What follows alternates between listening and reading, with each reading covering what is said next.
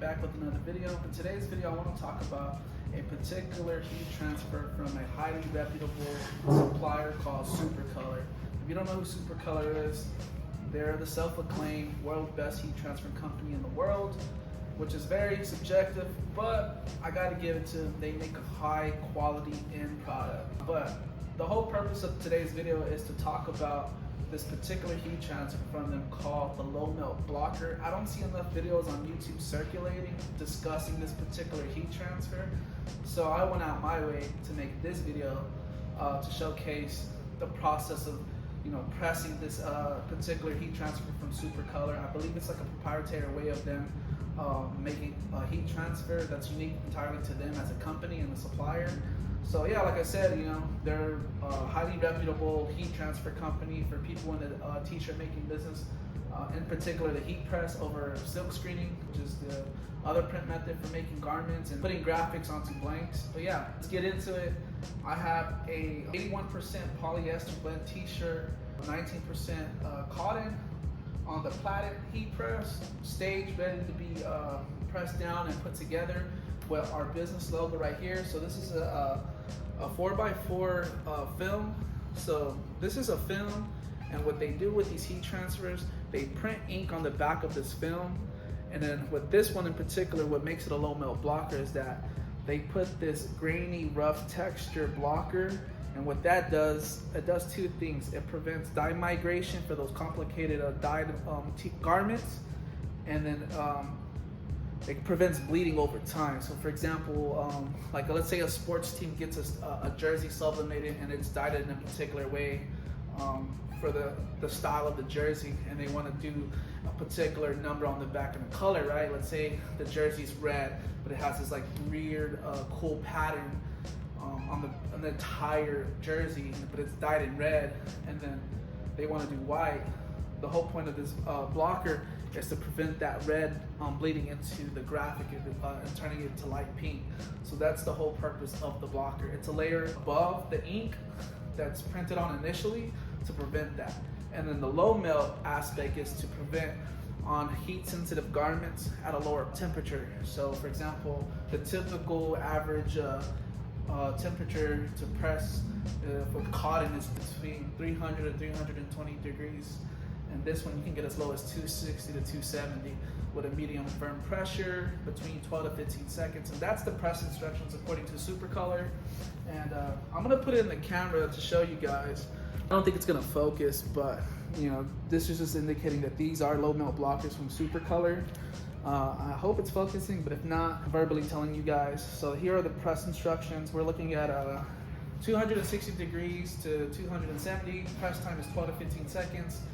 30 to 40 psi, which is a medium to firm pressure. And if you want an in-depth instruction, you just scan this QR code and I'll link you. But it's basically the same thing. And I already have it staged on my heat press, as you can see. I have it at 273. I kind of have it above 270 on the fact that it goes below 270, but I have it exactly at 270 already. So I have it just a little bit buffered above that. I do have it at 15 seconds. So this is staged entirely, and I showed you a 4x4. This was supposed to be a single image print, but I went ahead and gang sheeted because it's more cost effective to do that. I don't really get that whole option of having a gang sheet from SupaColor when some of them share the same dimensions for the single image. So the single image is actually more cheaper than the gang sheet. So if you got the option to share the same dimensions to gang sheet, go that route because it's far more cheaper than doing a gang sheet, doing a single image, if it's the same dimension, if that makes sense. So I'm gonna go ahead and show you guys a gang sheet actually. So here's a gang sheet of the low melt blocker. This is for a particular client. As you can see, I have multiple prints in different sizes. I have a full chest print for a youth t-shirt. I have a left leg print or a heart print, upper back print, which could be a left leg print. I have an upper back print for teen, so-and-so, right? Then I fitted in our business logo, a monogram for the client, and I wanted to, experiment with the metallics. So I did a gradient and had it fill it with the metallic option for free. But my biggest gripe with these particular heat transfer is that there's a MOQ of 10. You have to order 10 of them. I think that's annoying because I don't necessarily need 10. of a design or 10 of multiple designs, like this gang sheet right here. So I have a bunch of them, but there's no telling if the client's gonna come back and want more of that same design. But it's future proof for that. I'm sure he will come back for more prints, but doesn't necessarily mean I'm gonna have all this put out into a production run. I have like 20 sheets. I ordered 10. Well, so you know, that's the good thing about them too. You'll typically order 10 and they always give you extra prints, always. Like I've never had a PO that I put in with them and they give me exactly what I ordered. They always get more, so shout out to SupaColor. They are a reputable company. They have great customer service. You can always speak to somebody via email or phone. They have fast turnaround times, high quality products, different heat transfers for different situations such as this. And this one in particular is for your heat sensitive garments like 100% polyester, spandex, and those blends like this one. This one's a 81% polyester blended with 19% cotton. So this is how this comes into play, these type of transfers. And you know, I've dealt with Super DTF or DTF transfers in general on polyester. Yeah, it looks good, it looks vibrant, the inks look good, but it doesn't hold up. There's no durability with the polyesters from my experience. They peel after a few washes, or they peel actually if the, like we specialize in making bespoke pieces for boxers. So let's say they go out and compete and they're boxing, it doesn't hold up, it'll start peeling. So that's the issue that I've came across with DTF heat transfers instead of these specialized ones. So these are good, but the problem, like I said, it's expensive and there's an MOQ of 10. And there's a bunch of videos circulating about SupaColor being pricey, which is true, but it's an option that you should offer to your clients just to have that option for them. You know, they have the budget to afford it. Give them a high quality production run. Don't get me wrong, there's real cost effective routes too that are high quality. I have a local supplier too, but it just depends on the client's budget. But you should always offer that regardless of it being pricey. And I do agree it's pricey, and I don't agree with the 10 units for particular heat transfers from SupaColor, like the wearables, the reflective. I think they should not be an MOQ. I think they should give clients, their customers, the option to buy as little as one, because like I said, a lot of guys out here in the heat pressing, t-shirt making business don't necessarily need a bunch of one design, especially if it's unique to a client, like overly unique where you can like have it as a multi-purpose type of design. Like the business logo, for example, it's more multi-purpose. It's not bespoke to a unique individual. Like I could put this on merchandise, t-shirts, a fleet of things, right? A slew of things. So that's my biggest gripe with them. Although they are a good company, reliable, consistent, and that's why I do a lot of orders with them. So yeah, as you can see, I did a gang sheet. I did a gang sheet on a 4x4, and I have a bunch of other transfers that I can show you guys. But now that I discussed and went in depth about this particular heat transfer, since I didn't see enough videos on YouTube circulating about it, let's go ahead and show you what it actually looks like to press this particular film onto a garment. So let's get it. So we already have it staged. I have my Teflon sheet. I'm gonna go ahead and put that over my film with the graphic. And what the Teflon sheet does, it buffers out the static, so it doesn't lift with the upper platen. That's not what we want. We want it to be flush with the lower platen, because you don't want the film or the garment to lift, because that could potentially mess up your graphic onto the garment, and that's not what we want. But yeah, we already have the stage. Let's get it. So we're gonna press it for 15 seconds, and I don't necessarily have to keep my hand right here, because it's an auto open heat press from Heat Press Nation, the Signature Pro Series 16x20. As you can see, it automatically opened on its own, and I had it at 270 degrees.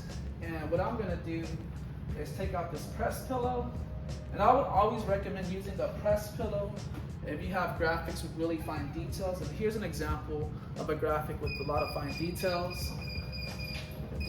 This Box of Nation logo, which is our business logo. You see these really thin lines, these little gloves, the stars, this lettering that are really fine and small, and the lines that go around it. That's what I would call fine details. And I would always highly recommend using a mouse pad as a press pillow or an actual dedicated press pillow like the one I showed you guys.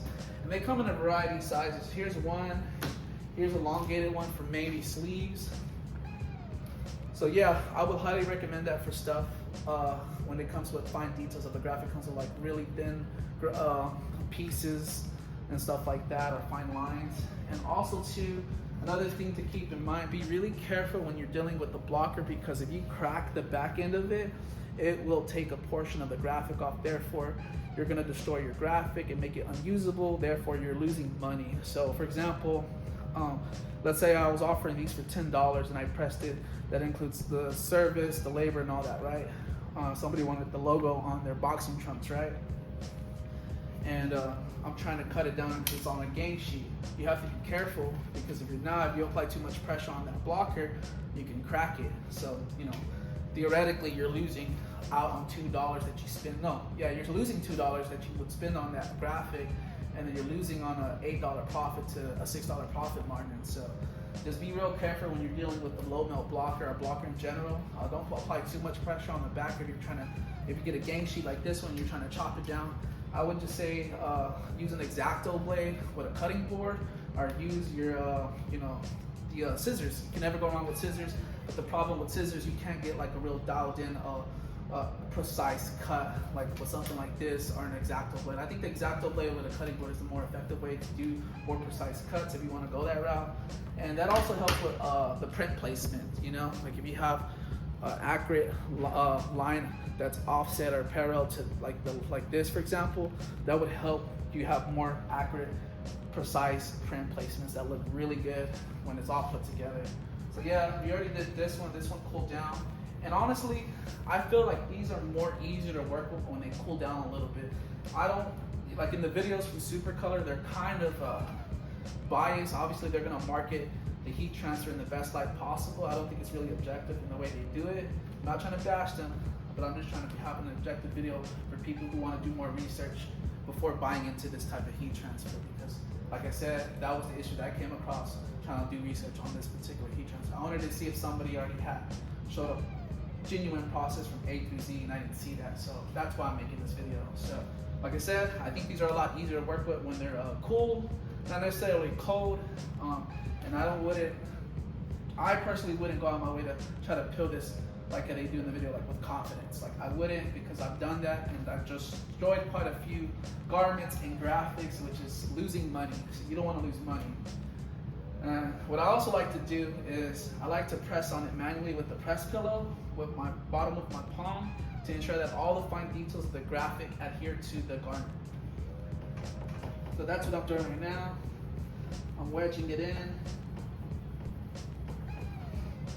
So all the fine details adhere to the garment. And then when I peel, I can peel more confident. But I always peel these with caution, because I don't get how they're actually like peeling without caution or like so much confidence. Like I've never had a smooth experience with this particular heat transfer. But I've worked with it multiple times and figured out a workaround basically. And this is my workaround. So I feel like I've done a good job. And yeah, I'm gonna go ahead and press it without the press pillow. I'm gonna hit it again. And I'm gonna just hit it again for like 5 seconds. So I'm gonna lift it now. And then I'm gonna do that one more time. And I'm gonna peel, and I should have a finished product. And I'm gonna show you examples of finished products with the LoMelt blocker. This is the next level 6200 gray heather t-shirt, and it has our business logo. This is a LoMelt blocker in metallic gold. It was filled with metallic gold from SupaColor, which is a cool feature that they offer. Adds a little shimmer to the graphic. It's not over the top, nor is it too flat looking. And here's some boxing trunks that I did as well with that single image one that I just pressed onto that Mizuno t-shirt. And yeah, here it goes. That's that one. I think that looks really good. Look at all the fine details that were transferred over onto the garment. There's no warping, there's no bending, there's no missing pieces, there's no lifting. It looks really good if you do it right, or you figure out a workaround with like I did. So let's get it. And let's see how it looks on this Mizuno t-shirt that has minimal branding, so I decided to put our branding onto this t-shirt. So if I wear this t-shirt, I got a little bit of Mizuno. We're a vendor from Mizuno. I can promote them and I can promote our business to people who come across my way, potentially, right? That's the end goal with this t-shirt for me. All right, so let's build.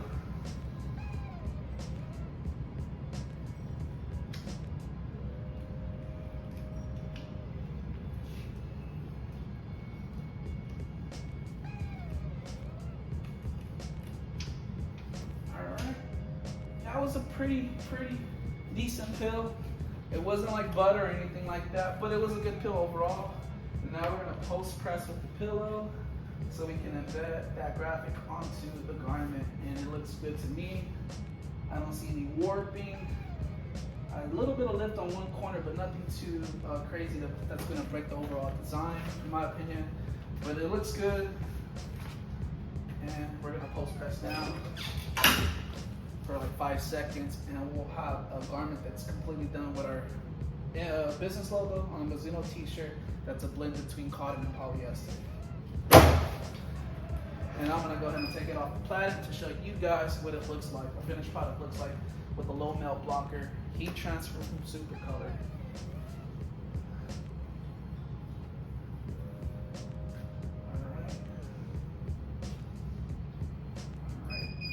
That to me looks really good. So this was flooded with metallic silver. It's a gradient that I made on my software. It's not reflective, but it kind of looks reflective, but it's not, because it's a metallic filled graphic that I got done. And this back portion is reflected 3M. This Mizuno logo is reflected 3M. But yeah, man, I think that looks really good. I think the print placement was accurate and looks head on in my opinion. Let me look at it. Yeah, I think it looks really good.